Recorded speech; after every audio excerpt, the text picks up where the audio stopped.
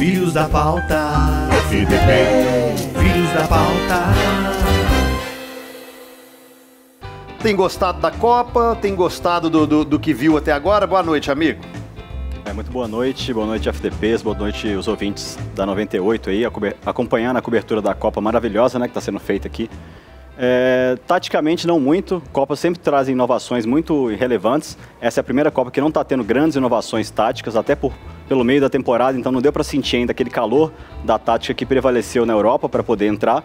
E do ponto de vista cultural, tem sempre essa questão de conhecer um país, uma cultura, um povo, e no Catar não está tendo muito esse convívio, né? Já que é uma única cidade praticamente, é um país mais restrito.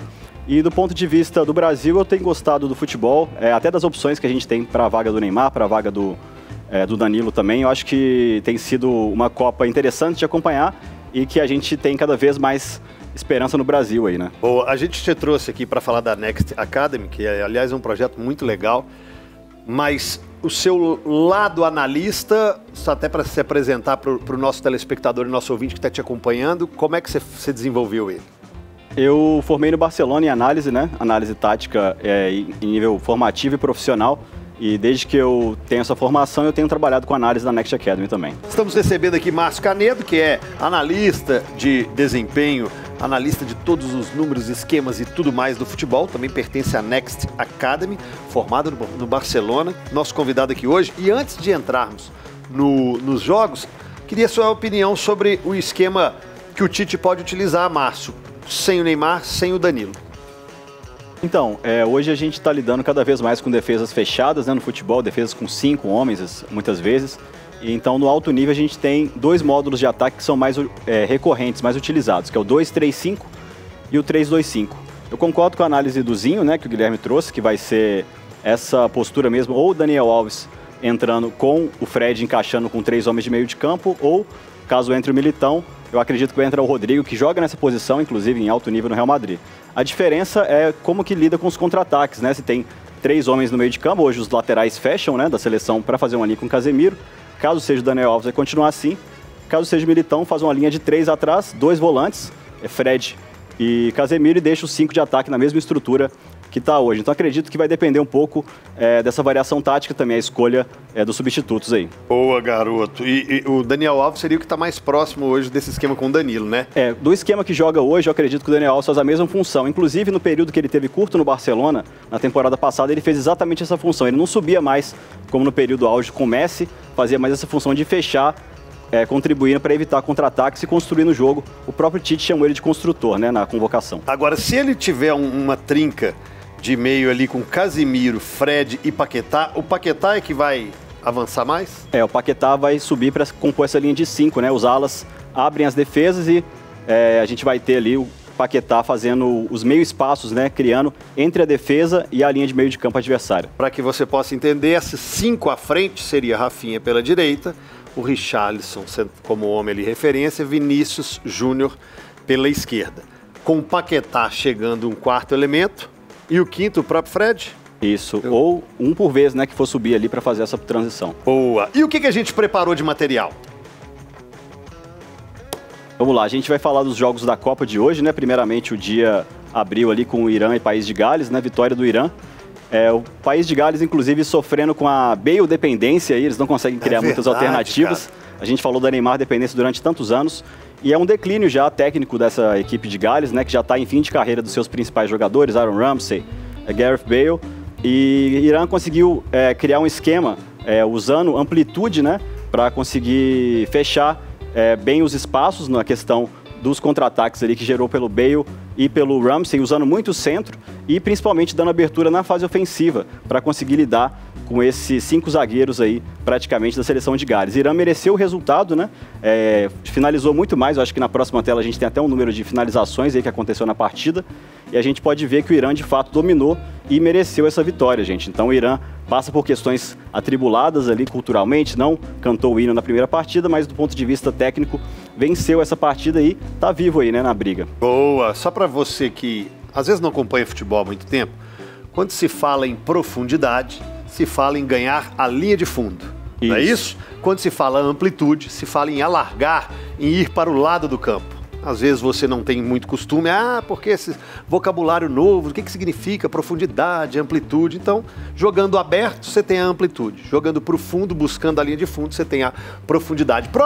A próxima arte aí, o que significa isso aí? A gente pode ver em azul as finalizações de Irã e em laranja as finalizações do País de Gales, né? Muita gente que não assistiu o jogo ou que assistiu percebeu no controle da partida, mas nas finalizações a gente pode ver o quanto que o Irã amassou de fato, né, durante todo o jogo. E aí, para você que está no rádio, a gente tem uma quantidade de finalização muito maior, mais pelo centro, concentrada muito pelo centro e pisando muito mais na área do que o País de Gales, que finalizou pouco, né? Tem pouca, pisa muito pouco na área o País de Gales. Próximo, vamos passando. Até pelo mapa de calor que a gente vai ver também na sequência, a gente vê que Gales teve dificuldade de trabalhar a bola no último terço do campo aí, né? Trocou muito espaço na defesa, mas no último terço do campo não conseguiu pisar. E você vê que o Irã não, ali na fase ofensiva, tem bastante aparições ali no setor ofensivo, né? Tanto no canto ali, mas principalmente no centro e no lado direito. Então o Irã conseguiu ocupar melhor o campo de ataque e empurrar com 5 defensores Gales para trás ali. Boa. Vamos passar para o próximo. Aí as formações médias, né, das equipes, mostrando que Gales tentou muito pelo centro sem sucesso, enquanto o Irã largou o campo, né, e conseguiu criar amplitude, profundidade e dar espaço para o Taremi, né, que é o craque do time e que hoje brilhou. Não fez gol, mas foi o craque da partida para mim. Quando você fala formação média, quem está ouvindo, o que é a formação média? A gente fala muito de 4-3-3, 4-4-2, mas na verdade durante a partida os jogadores ocupam funções específicas que nem sempre representam essa numeração. Então, para isso a gente analisa onde que eles estiveram mais durante a partida para entender como que funcionou taticamente a seleção. Aí essa formação média... Ela é onde os jogadores estiveram a maior parte do tempo em campo. Boa. Entendeu, torcedor? Aí a gente vai devagar aqui e você que está no rádio, a gente vai explicando. Esse próximo material aí, ainda de Irã e País de Gales. A gente pode ver a Bale dependência, que como que a seleção de Gales ataca pelo lado do Bale preferencialmente, né? Então 41% dos ataques foram ali, bem menos equilibrado do que a seleção do Irã, que variou o jogo, jogou em cada faixa do campo e com isso, nessa variação, criou espaços, apesar de que o resultado saiu no finalzinho, já nos acréscimos, né, que é uma coisa interessante dessa Copa também, a Copa dos Acréscimos. Então tivemos o primeiro caso aí, o primeiro caso de jogo que se decidiu nesses 8 minutos, 9 minutos finais. Mas durante toda a partida do Irã, variou bastante o jogo também. E que legal essa tela, né? Para quem não tá vendo, ele mostra os percentuais de evolução, de ataque pela esquerda, pelo centro e pela direita. Muito legal. E bem mais equilibrado o Irã. Né? Vale explicar para quem não está vendo, né? País de Gales atacou 41% pela esquerda, 23% pelo meio e 37% pela direita. Já a equipe do Irã atacou 38% pela direita, 29% pelo meio e 34% pela esquerda. Então mostra que é um time mais equilibrado. Exatamente. Bem bacana. Boa. Próxima partida a gente vai de quê, Márcio? Vamos ver quem vai colocar na tela aí pra gente conversar um pouquinho sobre as partidas do dia. É na ordem, né, Vini? Fala no meu ouvido que você falou, mas eu estava...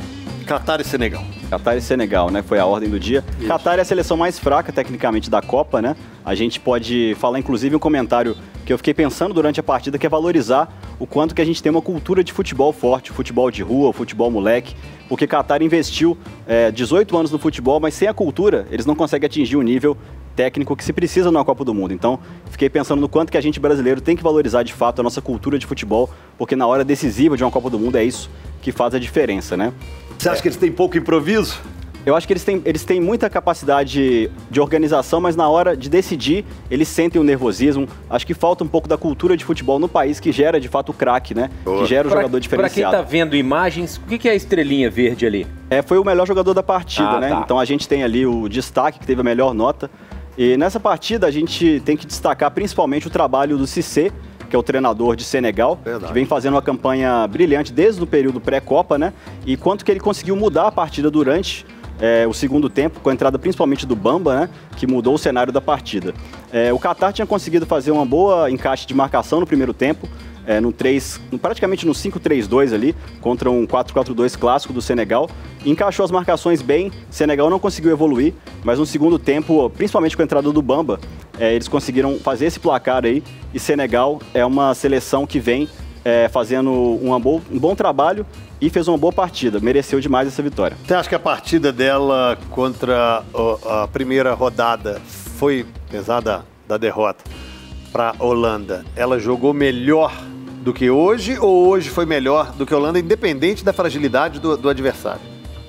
A partida contra a Holanda, a gente lembra que foi decidida no finalzinho, né? Senegal conseguiu levar ali para os últimos minutos e fez uma boa partida taticamente. A gente tem que lembrar também que Senegal não tem Sadio Mané e consegue improvisar bem na fase construtiva do jogo sem o seu principal jogador. Acredito que hoje demonstrou um bom futebol. Contra a Holanda conseguiu ter mais controle, principalmente porque é um adversário mais forte, mas hoje não sofreu sustos. Catar fez o gol dele na Copa, né? Então teve seu momento de festa aí também, porque também não seria legal, né, o país sede não marcar no Mundial, né? Ô Márcio, você disse aí que nenhuma seleção te surpreendeu, que a gente não teve nada relevante ainda do ponto de vista tático nessa Copa. Quais são para você as grandes decepções? Assim, a Alemanha perdeu para o Japão, a Argentina perdeu para a Arábia, mas do ponto de vista tático, há para você uma decepção dessas duas grandes seleções? A Alemanha principalmente, né? O Hansi Flick, ele é um excelente estrategista, então senti que a seleção ficou abaixo do ponto de vista tático. E a Argentina, eu acredito até que no encaixe tático durante a partida, ela foi bem, mas faltou vontade. Eu acho que a seleção da Argentina foi fraca ali, entrou relaxada na partida, eu acho. Olha que importante isso que ele está dizendo, hein? Do ponto de vista tático até não foi tão decepcionante, mas do ponto de vista vontade, deixou a desejar. Olha que loucura. E também o eterno desafio resultado-desempenho, né? Antes de você continuar, deixa eu dar uma moral, porque eu falei que ia ler as mensagens aqui no 993169898.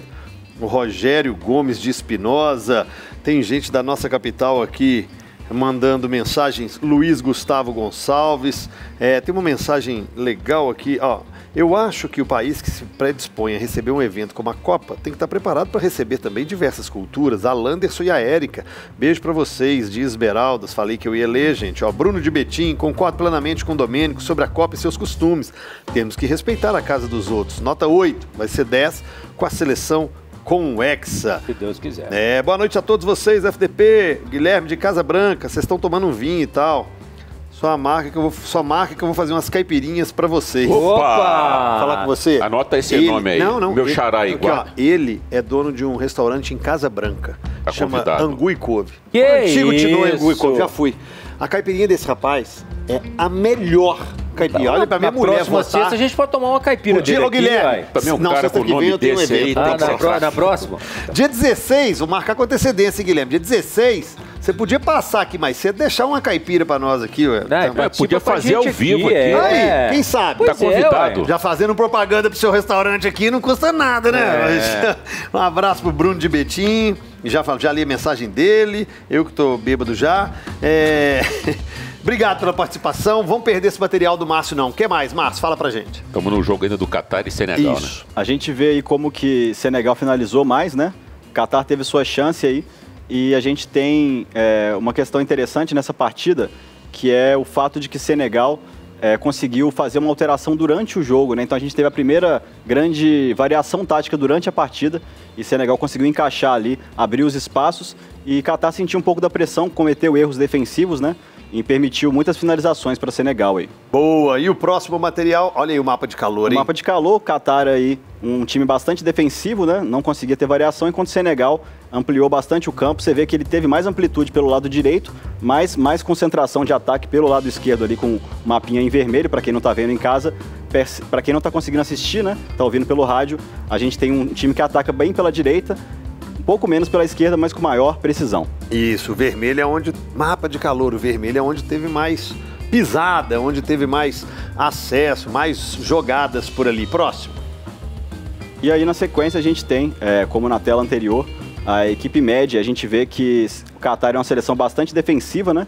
Se preocupa bastante em fechar os espaços enquanto o Senegal teve que se adaptar e usar duplas de laterais e alas ali para conseguir gerar espaços pelo centro, né? Então tem bastante amplitude, joga bastante abrindo o campo, mas para conseguir jogar pelo centro, utilizar o espaço entre os zagueiros da defesa do Catar. Eu achei que você ia colocar todas as bolinhas vermelhas dentro do gol do Catar. Próximo jogo, qual é, Vini? Grita pra mim.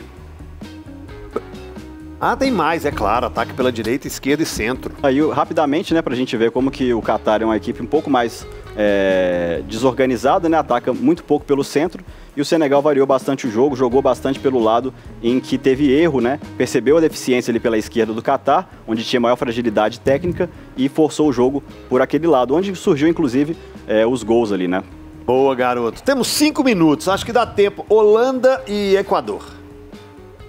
Holanda e Equador foi uma grande surpresa, né, para todo mundo que estava assistindo. Eu acho que do ponto de vista, a minha maior decepção tática e técnica é a Holanda, que veio forte, né, nesse período pré-Copa, mas que não conseguiu encaixar ainda. Tem bons zagueiros, defesa de 210 milhões de euros aí, né, mas que não consegue criar com tanta maestria, né, quanto defende. O Equador é uma seleção forte, conseguiu levar esse jogo para o empate, e o curioso é que esse empate aí embola bastante o grupo, né? Então, talvez seja o grupo mais interessante para a última rodada. Teve gol anulado ainda do Equador. O Equador tá bem, né? O Equador tá bem, uma seleção forte, uma seleção que aprendeu a jogar taticamente, né? E que tem tranquilidade para controlar o jogo. Não se desesperou em nenhum momento nessa Copa e consegue ter a tranquilidade de tocar a bola quando preciso. Faz um futebol bastante sul-americano. Beleza. Próxima tela. A gente analisa as... Não, mas que isso. Olha e aí a gente fala da seleção da Holanda, né? Uma seleção criadora, uma seleção que sempre tem um bom toque de bola, muitas finalizações e que teve apenas 2 chutes do gol hoje. Ei, então... gente, você que tá só ouvindo, imagina um monte de ponto azul, que é do Equador, em direção ao gol. A Holanda tem 2 pontinhos. É tipo 15-2. 15-2, 2 pontinhos. É isso? Isso. Que isso? Meu bicho, olha aí. Tá enxergando, hein, irmão? Tá enxergando, maluco? Eu contei as bolinhas ali, quando velho. você fica bêbado, você enxerga. Aí eu gosto. 15-2. Próximo. Respeita. Olha o mapa de calor. O mapa de calor da Holanda ali, mostrando que também não conseguiu chegar muito no ataque, enquanto o Equador fez de tudo para ampliar o campo da Holanda, conseguiu entrar pelo centro ali, pelos lados, e é uma equipe promissora. Eu tô apostando aí no Equador para viver sua melhor campanha na Copa. E é legal para você que tá vendo aí, me desculpe quem tá ouvindo, lá em cima, lá tem uma setinha azul e uma setinha vermelha. É para onde o time ataca, a direção do ataque. É para você entender qual lado do campo ali, por onde cria, onde pisa, você entender. Ah, mas espera aí, ele joga de qual lado? Então tem a setinha aí, abaixo do placar tem uma setinha de cada cor direcionando o ataque de cada time. Próximo. Aí a gente tem também uma tela como aquela, a gente pode passar rapidinho já para outra, né? Só mostrando aí as posições médias, né? E a gente tem os ataques também aí, como a gente viu nas últimas telas. Novamente, a gente percebe a equipe do Equador explorando bastante o lado mais fraco ali da seleção da Holanda, onde não jogou hoje o De Ligt, né? Então jogou o Timber ali e com isso o nervosismo foi sentido pelo Timber e o Equador explorou aquele lado. Agora o jogo Metrópole versus Colônia. Gostou da história? Demais, parabéns. Garoto. Só você. Inglaterra e United States of America. Esse é um jogo que a gente tem história aqui em Belo Horizonte, né? Quem tá ouvindo de BH, ele aconteceu no Independência, em 1950, com vitória dos Estados Unidos, um jogo que tem até filme sobre essa história. Verdade. O Independência foi recriado ali pro cinema já também. E a gente teve um empate, como se diz aí no Brasil, sonolento, né? A Inglaterra abriu mão de propor o jogo. A gente vê que o melhor em campo foi até o Maguire, né, que é um zagueiro bastante questionado. Do meu ponto de vista, a Inglaterra utilizou aquele famoso jogo de segurar um ponto para classificar em primeiro no grupo na última rodada. Os Estados Unidos até tentou, teve boas partidas. O filho do George Weah, aí, o Weah, que é muito bom jogador, e o Pulisic fizeram de tudo, acertou a trave, inclusive o Pulisic, uma pancada, mas não conseguiram vencer a partida. A Inglaterra segurou bastante o jogo, cozinhou e decepcionou nessa rodada. Vamos só no número de definição? Isso. Aí nós tivemos um número maior para a Inglaterra, né? A gente vê que os Estados Unidos atacou bastante, a Inglaterra não se propôs tanto a criar, e eu acredito que ela vai melhorar o seu desempenho ao longo da Copa novamente, mas nessa partida deixou a desejar. Boa, meu amigo. Legal demais. E aí, ó, você pode ver, quem está só ouvindo, a Inglaterra atacou igual do lado direito e esquerdo. 37%, Mais equilibrado. bem equilibrado. Isso. 37% pela direita, 37% pela esquerda e 26% pelo centro. Diferentemente dos Estados Unidos, que atacou mais pela direita. Ô, Márcio, Que bacana, é hein? muito legal. Muito bom. É porque tem gente que ama essa linguagem, as estatísticas, os números, esse jeito novo de ver futebol. Tem gente que não gosta. O que agrada o futebol, gente, é a festa, é o entretenimento e o jeito que você curte. Tem gente que estuda e investe muito nisso, mas nem por isso você deixa de apreciar o esporte. Quem quiser conhecer um pouquinho mais do seu trabalho, Márcio, como faz? Pode entrar no Instagram, @MárcioCanedo lá, coloco meus reels, meus posts lá de análise tática, vai me acompanhando lá ao longo da Copa, vou fazendo os comentários por lá também. Parabéns. É legal, parabéns. Muito bom. Volta aí, viu, durante a Copa. Vamos e se voltar. você ainda não entende muito, não pesquisou, começa a dar uma estudadinha, começa a ver, sem aprofundar tanto se não quiser. Ai, vai ficar chato. Não, fica legal. Você começa a ver um jogo diferente. Eu tô falando por experiência própria. Você começa Final a de semana enxergar promete, hein? Outro É jogo. Final de hoje. semana promete. Falhou ontem, falhou. funciona Final de semana hoje. promete. Ô, gente, Moleque. bom final de semana pra todos vocês. Sextou, papai. Fica com Vambora. Deus. Até Valeu, segunda. Márcio. Obrigado. Valeu, Márcio. Vocês, boa noite. Notícias importantes, fontes e opiniões, entrevistas, análises e considerações, informação no fim do dia. E se o assunto tá em alta, ele tá no FDP. Filhos da pauta, FDP. Filhos da pauta.